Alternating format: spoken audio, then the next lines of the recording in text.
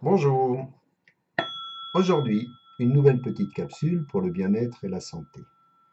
Je vais vous faire part dans cette lecture un message que j'ai écrit qui peut parler peut-être à chacun d'entre vous, mais c'est à vous de le ressentir avec votre cœur, de le percevoir et d'ensuite de faire vos propres réflexions.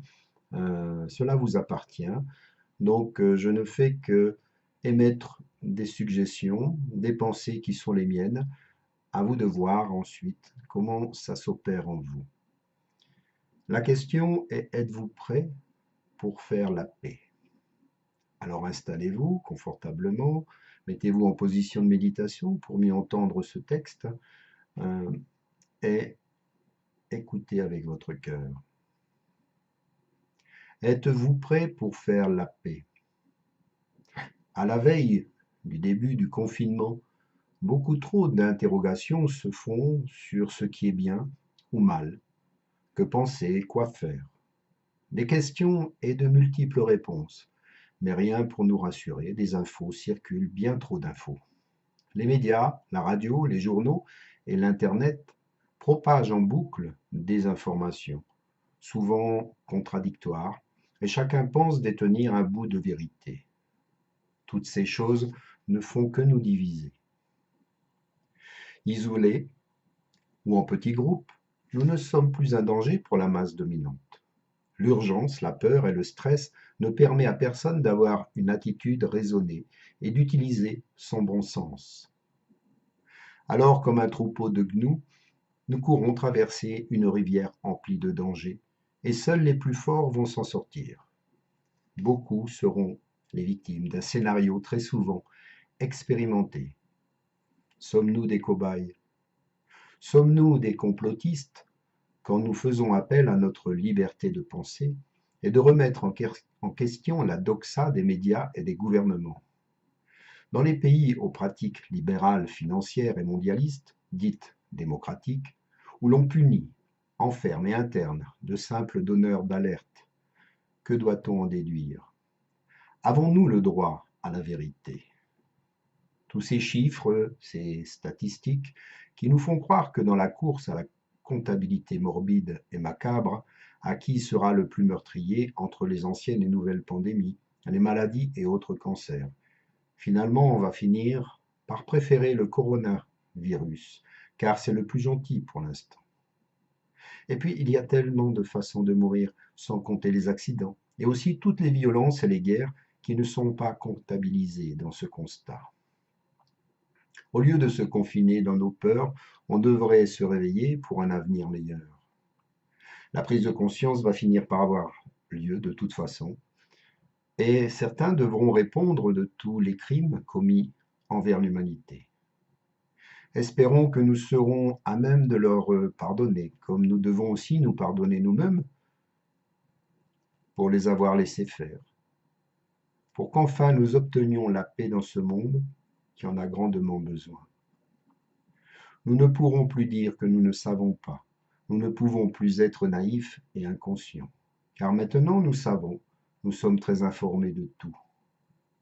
Et entre les news et les fake news, ce jeu de qui cherche trouve la vérité, car il existe des faits, des témoignages, des victimes et des accusés. Face à tout ça, nous n'avons plus d'excuses. La reconstruction d'une société aussi mal en point ne se fera que par la vérité, la réconciliation et le pardon. Après une entreprise inhumaine conduite par les humains eux-mêmes, il y a des gens de pouvoir qui auront commis des erreurs et des crimes envers l'humanité. Nous sommes devenus des ennemis du bien-être, de la santé et du bon sens. Il s'agit de traiter un passé de mensonges, de trahison et de crimes, tout en rétablissant le dialogue entre ennemis afin de réformer un pacte social durable pour notre planète.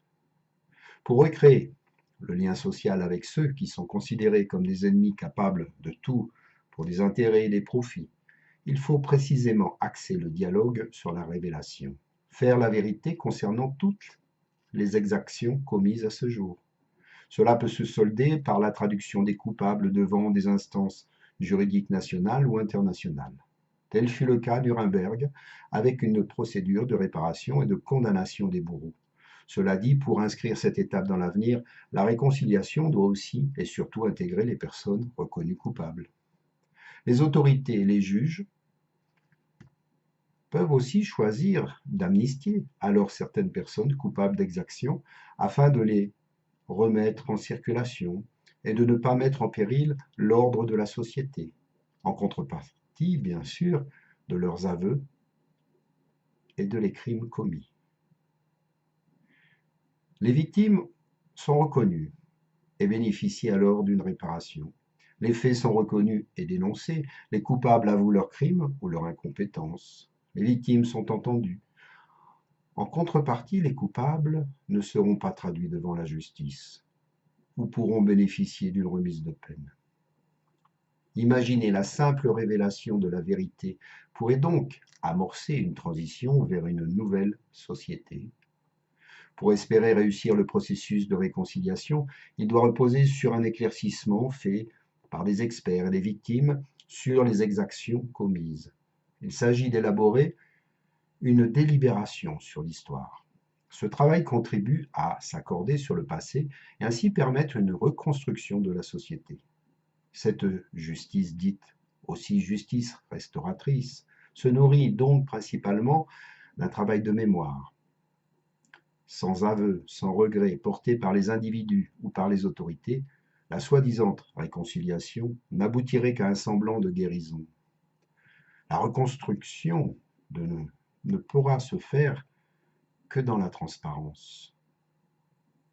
Cette étape cherche à établir le plus impartialement possible la vérité des événements qui ont été vécus.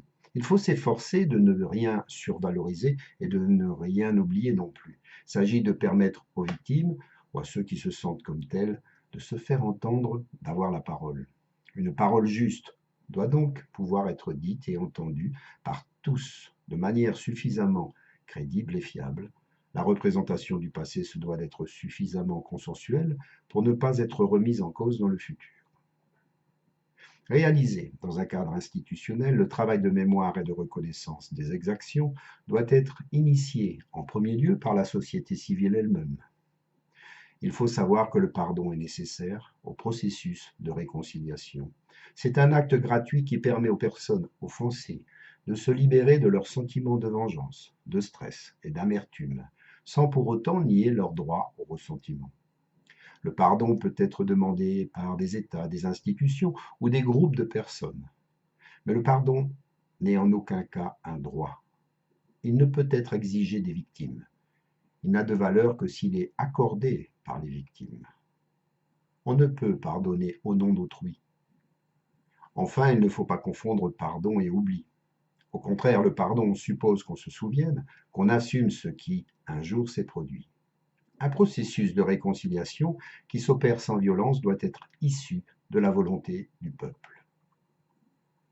Différentes actions doivent être mises en place. Des actions visant l'entraide, l'humanitaire, le partage des richesses, renouer avec le bon sens commun, rencontrer et dialoguer avec les différentes classes sociales, des actions de médiation et une éducation promouvant la paix pour les générations futures. Le pardon est le fruit de la paix durable. Oui, faisons la paix par le pardon, ainsi nous permettrons à nos ennemis de devenir nos meilleurs amis. Nous leur donnons l'opportunité de changer. Nous avons été éduqués dans la peur de l'autre, car nous sommes différents. Alors les plus forts, les plus rusés ont réussi. Ils ont pris les meilleures places et maintenant, ils ont peur de perdre leur pouvoir, leur richesse. La plupart d'entre nous, nous n'en voulons pas.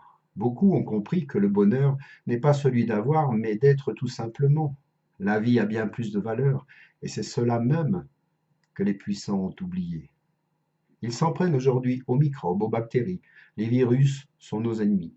Il faut rester chez vous. C'est absurde. Les bactéries fabriquent des protéines, des acides aminés, et elles sont présentes par milliards dans notre organisme. Les bactéries forment un véritable écosystème appelé le microbiote.